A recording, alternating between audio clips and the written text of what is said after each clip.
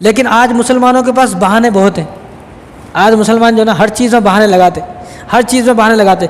बाद लोग ये बहाने लगाते हैं कि हमारे ख़ानदान में से तो कोई जाता नहीं ना मौलवी साहब, हमारे यहाँ माहौल नहीं है हज करने का। फ़िल्म देखने का बड़ा माहौल है आपके यहाँ पर, शादी में पैसे उड़ाने का बड़ा माहौल है आपके यहाँ पर, सिनेमा हॉल में जाके फ़िल्म देखने का माहौल है, लेकिन हज करने का माहौल नहीं है। ऐसे भी बहुत सारे लोग हैं जो बोलते हैं हमारे ख़ानदान में से। इसलिए मैं बोलता हूँ कि भाई तुम शुरुआत करो, तुम जब शुरुआत करोगे तुम्हारे देखा देख लोग दूसरे हज करेंगे, उन सब का सवाब तुम्हें मिलेगा।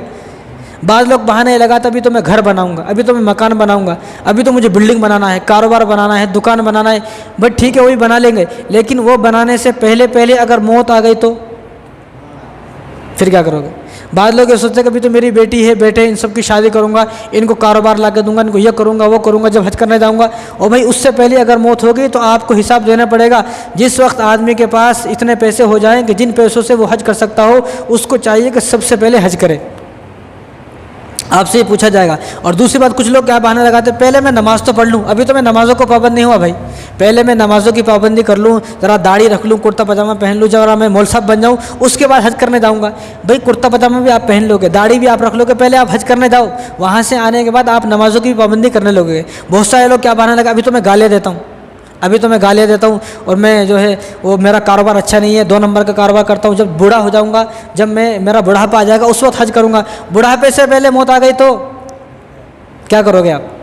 बुढ़ापे से पहले भी मौत आती है, ऐसा नहीं है। और हज तो जवानी का काम है, मिना है। जो आदमी लोग हज करने को उनसे पूछो आप, मिना है, मुज़दलिफ़ा है, अरफात है। मुज़दलिफ़ा में रात गुजारना कोई आसान काम नहीं है, मिना में सारे दिन खड़े रहना, वहाँ पर 5 नमाज अदा करना ये धूप में, वो कोई आसान नहीं है। फिर कुर्बानी है, हलक है और तवाफ़ है। तवाफ़ करते करते आदमी के पसीने छूट जाते हैं, जो हज करने को उनसे पूछा। तो ये बुढ़ापे का काम नहीं है। जवान आदमी मुश्किल बड़ा परेशान हो जाता है। अगर मैं आपको बोलूँ कि आप बालाजी नगर से लेकर यहाँ तक पैदल आओ, तो आप नहीं आ सकते। आओगे तो आपकी हालत ख़राब हो जाएगी, आप पूरे पसीने पसीने में तरबतर हो जाओगे पानी पीते हुए, और वहाँ कोई साया नहीं है, आपको पानी नहीं पीना है। आप जो है किस तरह तवाफ़ करोगे? आपको पानी कहाँ से पियोगे आप तुमने 50 लाख का मजमा हज करने गया, आपको इतनी फुर्सत ही कहाँ है कि आप पानी पीने जाओगे? जब तक आप पानी पीने जाओगे आपका तवाफ़ रह जाएगा, आप भूल जाओगे कितने तवाफ़ हुए, आप पीछे रह जाओगे। तो वहाँ तो कितना मुश्किल काम है। तो लोग ये सोचते हैं तो बुढ़ापे का काम है, जब मैं बूढ़ा हो जाऊँगा जब हज करूँगा। तो ये तो जवानी का काम है। आदमी इरादा करे मुझे जवानी में अगर अल्लाह ने माल दे दिया है तो जवानी में ही हज करूँगा, जवानी में ही हज करके जवानी में ही अपने अल्लाह को राज़ी कर लूँगा, ताकि बुढ़ापे तक इसका असर रहे।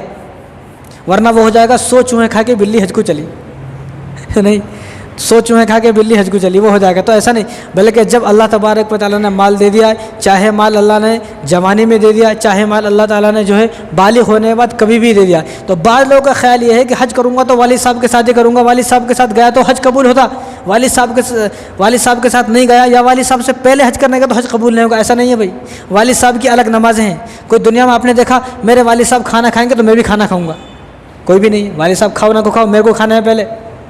या वालिद साहब नमाज नहीं पढ़े तो मैं भी नमाज नहीं पढ़ता हूँ, या मेरे अब्बा रोज़ा नहीं तो मैं भी नहीं रखता हूँ। ऐसा नहीं है। वालिद साहब की अलग नमाज़ें हैं, वालिद साहब के अलग रोज़े हैं, वालिद साहब का अलग खाना है, वालिद साहब का अलग घर है। या कोई आदमी दुनिया में ऐसा देखा आपको, कोई मेरे वालिद साहब जब तक घर नहीं बनाते मैं भी नहीं बनाऊँगा?